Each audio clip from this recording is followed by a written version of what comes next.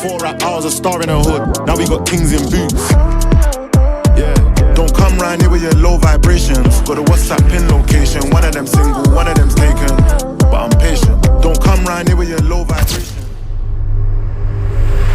About 1.5 months ago, we decided to quit our multi-six-figure online business to pursue what is now Scaling Edge. And there's a lot of reasons to why we did this, and we'll get into it in today's episode of our vlog. But the main thing is we started to outgrow people that we were working with and the problems that we were solving. You see, we love helping personal trainers and online coaches. We were personal trainers. That's where we started our journey of business and online business specifically. But you got to understand, we got a vision, we got goals. And me personally, I got huge aspirations and I'm not letting anything get in my way of that. And to get to those goals and to achieve those things, we have to be in a bigger game. We have to solve bigger problems. And that's where Scaling Edge comes in. We can still help some coaches, but generally we're helping expert consultants that are already doing 6 figures and above, and big companies from all different industries, whether it be the finance industry, the film industry, technology, to grow their business through marketing, and not just any type of marketing, but what we call future-proof style of marketing, which includes leveraging AI, paid advertising that gets you a multiple return on your investment, personal brand and content that makes you stand out from your competition, and systems and automations that keep you ahead of the rest. That is what Scaling Edge is at its core. We're just starting out and this thing is about to get huge. So let's get into today's episode of our vlog, which covers how we got on in February and a few of the things we got up to. Let's go. Shit about this fucking life. She on the net showing ass, but that's your wife. But what I realized, my nigga, man, it's more to life. And what I realized, my nigga, you don't get it twice. So go hard every day and keep faith in God. I spill my heart for them boys that never had a mom. This shit heavy on my heart, sometimes I gotta cry, but then I snap out. Testing creative, what's your process? How do you test ad creative? And if you have a visual or something you can show me, it would be good to know how you test ad creative, because our previous media buyer, his testing method, we don't have a problem doing it, but it did require quite a lot of budget, and it just felt like there must be an easier way to test. How do you test ads? How do you test the creative? Sure. Usually I start by there's a three-step process that I follow, like phase 1, phase 2, and phase 3 campaigns. Phase 1 is usually where I test the messaging, because messaging, I think, is the most critical role in an ad campaign. The messaging is in the ad. So right now we're trying to hire a new media buyer. Our previous media buyer, or current media buyer, he's okay, but I think basically he's overcharging us a little bit and he's not very responsive. So we're just kind of hiring a new one. Right now it's the 10th of February. We've been running ads for 32 days. We've made 2 sales. We've spent about 3K in ads with about 19K revenue contracted and about 9K cash collected. So it's okay. We've tripled what we put in. So we put in 3K, got 9K out, which is good. But if we look at it from a revenue standpoint, but obviously that was our first month of running these ads. So now we're refining things. We're making it a bit better. So it's going to be an exciting time. I'm a content filter. I like to filter through and filtrate content. That's the proper word. Because there's so much content, and I think everybody has to be. There's so much fucking content. You gotta think, millions of pieces of content are produced on social media, online, every single day. All that content is being pushed towards you to consume it with no sense of trying to help you. The only real focus of that content producer in that moment in time is really to just make some money. They just want to go viral. They just want to go grow their following and make money. And for that, they will do many different things. So that's a realization even myself that I've learned. I've just started to take in and realize that, do I want to keep going down that route that everybody else is going on, just ego-driven, metric-driven content? No, I want to do the value, man. Now, what I'm actually doing, hopefully I might need to get a new Mac so it can transcribe a bit better, but I use the voice function for ChatGPT on my phone. I've got an app and it allows you to press this little button here. You might not be able to see it. There's 2 buttons. One of them is for having a voice conversation, and then it comes up like this if I click on it, which is like a voice recording, just like your voice memo on your iPhone. Then when you're done, you click the tick button. It will have transcribed what you said, and it will transcribe it really well. So it will have exactly what you said and what you meant, right? So instead of of me always trying to prompt ChatGPT, AI like this, right? And I've got to think while I'm doing it, and it's not really as natural as, as native to us as human beings versus just talking freely. So I'll click on this and I'll just explain the task that I need. And once I've done that, transcribe it, send off, and it's the exact same thing. And it populates to the ChatGPT that's on my laptop, right? So it just makes life so much easier. So what I'm doing is I'm working on a content plan for partners, basically a scaling edge. So essentially they work in the film industry, they kind of help film production teams, and we're having a content shoot day so we can shoot a lot of different things. And a lot of people, when you think of social media, you're just thinking of like showing off on Instagram. Instagram's the very showy platform. I'm talking about across the board, right? YouTube, LinkedIn, everything.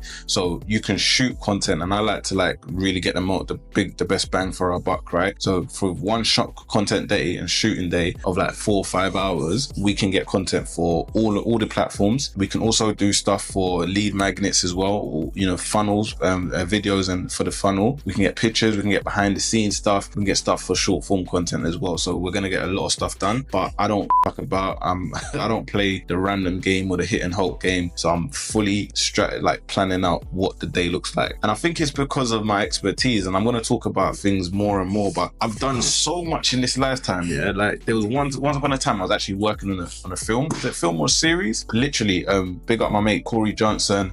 He actually owns like a film studio, Digital Holdings down in London. And as a young person, I think I must have been like 16, 17. I was kind of like doing like a bit of like an apprenticeship with him and working on like a series that actually didn't come out, but we went far. And some of the people in that series turned out to actually, who were going to act in that series, turned out to be some big actors. Like we got Stephen Odibola. Yeah, he was in that as well. So I used the knowledge of that, and it's just transferable skills, because when we was doing that stuff, like you got to write your script, you got to have papers, you got to like, things got to be on point.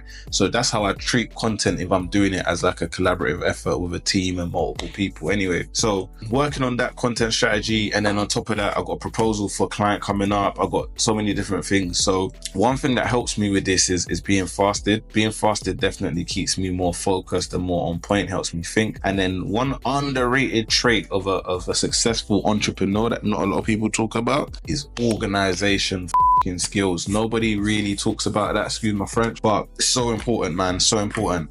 And some of you are organized for yourself. You know, the client who's super organized for herself, but she would use a lot of like Excel and Microsoft Word. This is stuff that is, embedded on your laptop. But when it comes to running a team, working with people, having clients, it's a different level of organization. You need to transition to using cloud-based stuff like Google Sheets and Google Docs so that everyone sees it. You need to learn tactics in that sort of manner, right? So yeah, there's levels to organization, and I think that's something that we definitely gotta talk more about and teach people more when they're jumping into entrepreneurship. But would love to sit and chat all day, but I got shit to do, very busy.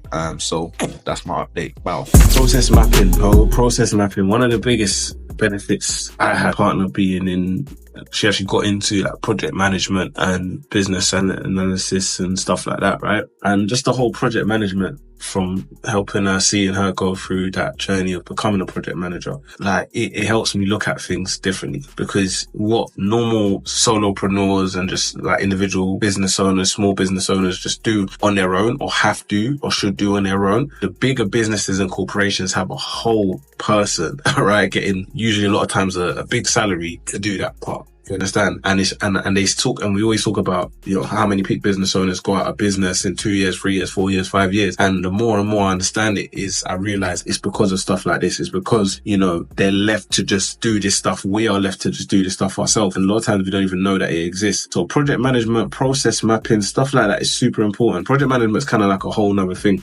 But process mapping is essentially when you do something, you need to map out what it is that you're doing in your business so that there's a clear structure of how you do it, so that when you hire somebody, they have that clear structure and they can just take on the workload. That's how you build a scalable business. It's not about, just the ad spend and this and that. We all understand that, right? But it's more about, can you build a business that you don't have to, it doesn't collapse if you disappear, or if you go to work, or if you go on holiday, or if you stop working, or if whatever the case may be. Develop like really clear systems and processes to where someone else can just jump into your business and follow it step by step. And that's one of the things we're taking like very seriously in building Scaling Edge, so that like any hire, someone needs to be, if someone leaves and we need to replace them, or we just take on a new hire to do this role, or, we land into, an abundance of funds and we can afford to hire someone for like all the different positions, which we will do, they're ready and they have the ammunition to just get started and to just go hard, and they have the way that we like to do it. Because you can get anybody to get started. You can give them a vague idea, you can have a call with them, tell them what to do, but it's how you need it done. It's how you like it done. It's what's important. It's the little,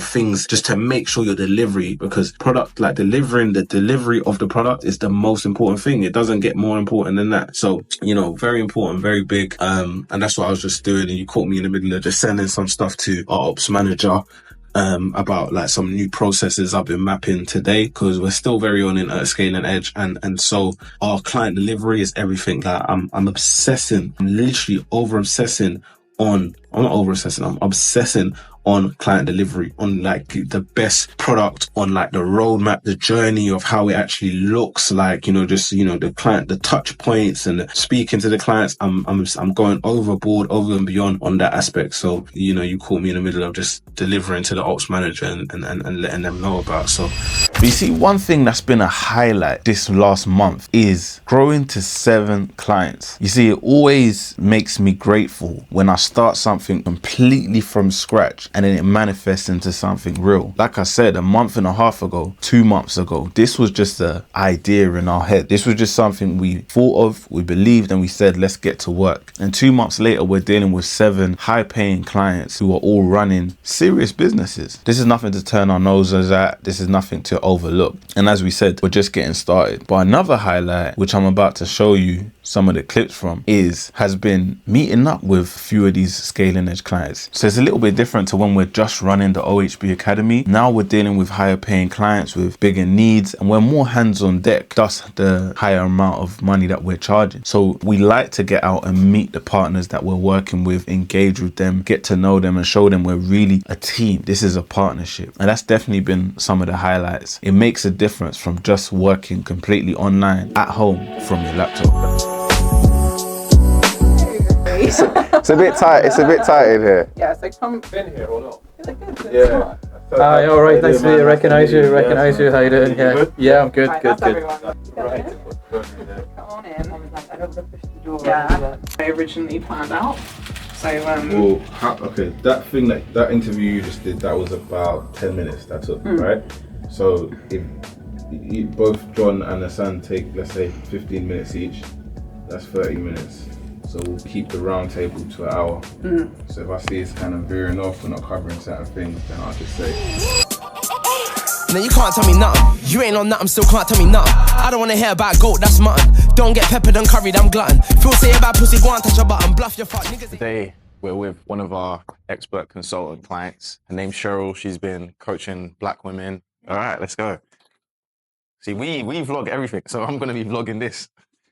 Yeah. What I want for this fool bugging like you're the only one that grew up in the trench or something. Allow it, smarter than. So all in all, there's only 1 month left in Q1. And as a business, we take the quarters very seriously. They're big chunks of the year where we're trying to achieve big goals to get us to our overall goal. It hasn't been easy. It's been tough. There's been challenges and there's been a learning curve like never before, but it's definitely been worth it. And we've learned so much already. So listen, let's wrap it up by taking you inside a quick discussion me and my co-founder Jav had, just reviewing what's happened so far and what is about to happen next. Let's go. Another thing we ain't really spoke about is starting from January 8th till now. That was next. It's 6 clients? 7 clients. 7 clients. Officially 7 in clients. 2 months. So 2 months. So yeah, that was actually what I was going to talk about next. So the progress in that time. So in 2 months, 60 days, not even 60 days. Yeah, it's not even a full 60 days. It's a short month as well. We brought up to 7 clients, right? I was actually doing the maths this morning, and the average order of one of our clients now Scaling Edge is like 4 times what an average order was with personal training online coaches. And that's just a further holding on the point that like we love PT. We are PTs in our origin. That's what we come up from. That's what started us off, right? In the business world. But I like money, man. You know what I'm saying? We got to make money and we want to think bigger. It's not even just about money. It's about thinking bigger, helping more people, being able to do more, making more impact. So we're just thinking bigger, and we will still work with some PTs, but some PTs will think big and they'll want that kind of. A lot of PTs need this too. Let's think about mentorship, bro.